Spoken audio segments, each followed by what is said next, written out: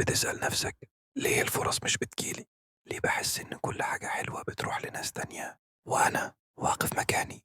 بس خليني أقولك حاجة، الناس اللي بتبان محظوظة وراهم سنين شغل داخلي محدش شافها، اللي بيسموه حظ، هو مجرد نتيجة لطريقة تفكير واستعداد.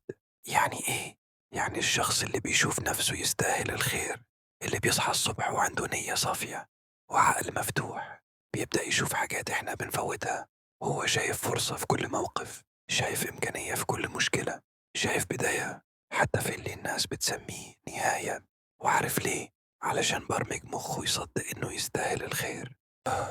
في حاجة علم النفس بيأكدها، إن الناس اللي عندها صورة إيجابية عن نفسها دماغهم بيفتش تلقائيا على فرص تقربهم من اللي شايفينه جواهم.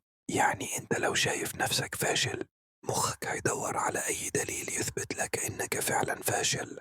ولو شايف نفسك محظوظ، هتبدأ تشوف أبواب بتتفتح ونعم ما كنتش شايفها قبل كده. بس خلي بالك، الحظ مش تفكير بس. أنا محظوظ، أنا محظوظ من غير سعي. وهم الإيمان مش كفاية لو ما فيش حركة. وزي ما النبي قال: اعقلها وتوكل، يعني اربط السبب، خد الخطوة ووقتها توكل بجد. طيب ازاي تطبق ده فعلا؟ ازاي تخلي الفرص تيجي لك بدل ما تفضل تجري وراها؟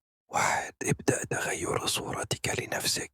ابدأ تشوف انك تستاهل انك تنجح وانك تفرح. ثلاثة، قولها بصوت عالي: انا شخص جاهز للخير.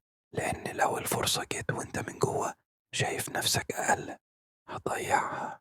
ثلاثة، خد خطوات صغيرة كل يوم، مش لازم خطوة ضخمة، المهم تكون خطوة في الاتجاه الصح.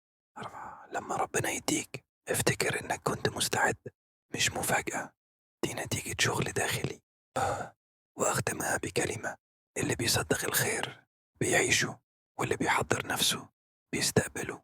فاسأل نفسك، لو الفرصة جت بكرة، انت جاهز ولا هتضيعها وتقول ما كنتش متوقع تيجي بدري كده؟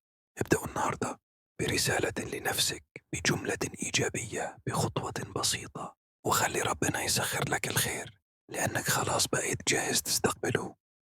لو الكلام ده لمسك، اشترك في قناة NSV وافتح لنفسك بابا جديدا من الوعي، لأن الخير بيبدأ من الطريقة اللي شايف بيها نفسك.